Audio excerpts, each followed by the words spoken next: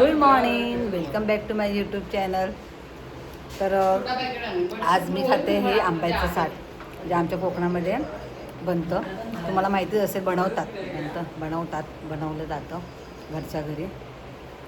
तर हे गावावरून आमच्या आजीने दिले. आजी म्हणजे माझ्या मम्मीची मामी.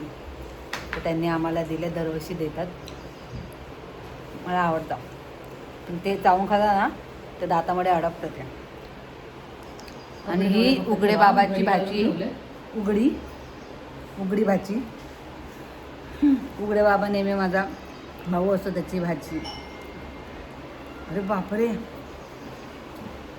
बाकीचं काय कडक खायला होणार नाही, हे बरोबर तोडून तोडून खाते. हां हां, दाखव. सारण दिलं होतं. हां, देवीचे दाखवते. हां, देवीचे तू काय खाते? काय आहे ते? मँगोच आहे ना?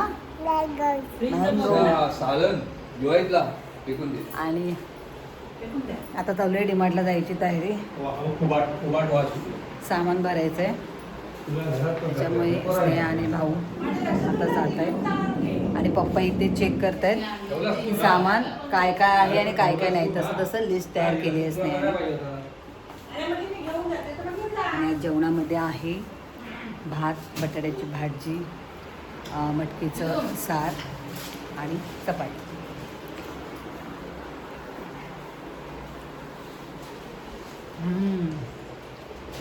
हे फक्त उन्हाळ्यातच खायला मिळतं, वर्षभर नंतरला वाट बघायला लागतं. माझं फेवरेट आहे. असंच एक फणसाचं सुद्धा साठ करतात ना मम्मी, असं एक फणसाचं सुद्धा साठ करतात. तर फणसाच्या साठापेक्षा हे आंब्याचं साठ एक नंबर लागतं. चालली का? अशी चालली आहेस? काय उचल ना मम्मी यार. चल मी पण येते का डीमार्टला? काय ओ नाही, हा स्वतः संपला त्या मम्मी करते. लय शानी घ्यायची. स्वतःच खाऊन मोकळी झाली आणि आता तिला माझ्यातलं पाहिजे, तरी मी दिलं. काय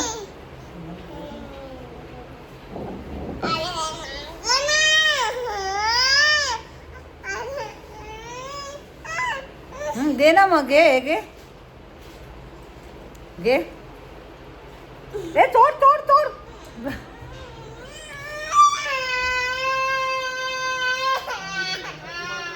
हे चांगलं आहे आपलं. तिला नाही दिलं कसं रडारडी चालू करते, ड्रामा.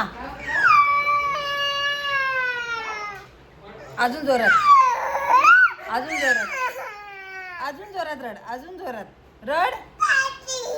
काय पाहिजे काय?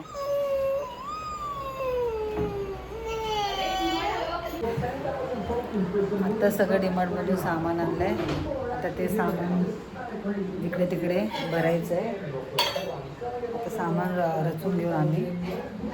खूप कंटाळा आला आहे, अजून जेवली पण नाही. जेवायचा पण कंटाळा आला आहे, कामं करायचे पण कंटाळा आला आहे. असं वाटतं फक्त असं मोबाईल घेऊन फक्त असं स्क्रोल करत राहायचं बस. काल रात्री आमच्या इकडे पाऊस पडला, मोठा पाऊस नाही, छोटे छोटे छोटे छोटे. दिवशी गेले बाहेर, मला सारखं तिच्या मागातपासून मागे जावं लागतं. दरवाजा उघडा दिसला की सारखी ती बाहेर पडते. आज पूर्ण दुपार मी झोपून काढलेली आहे आणि आता संध्याकाळी कामाची घाई, त्याच्यामुळे ब्लॉग कंटिन्यू करायला भेटला नाही. आता मी जेवायला बसते आणि हे साहेब आता आले डॉक्टरकडून. आमच्याकडे असं आहे ना पोरांचं, की डॉक्टरची पायरी चढली ना की लगेच ठणठणीत होऊन जातात. तसं राजवीर आहे आणि देवीशा पण तशीच आहे. राजवीर पाणी पी. रुद्र पण माझा लहानपणी तसाच होता. चला आता जेवायला घेते. एक ताट दे.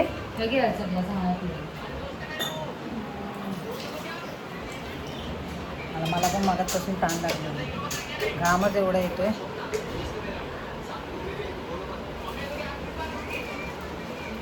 आपण सगळ्या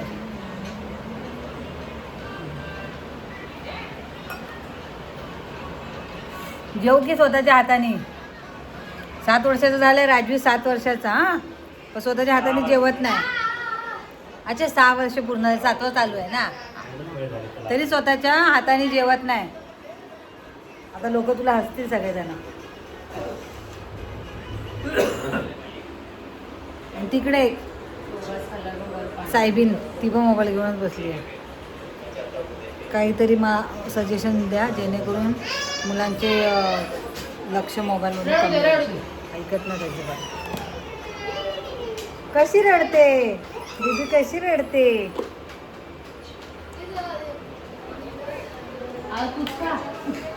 पटकन जेवून घेते आणि मग पुढचा ब्लॉग कंटिन्यू करते.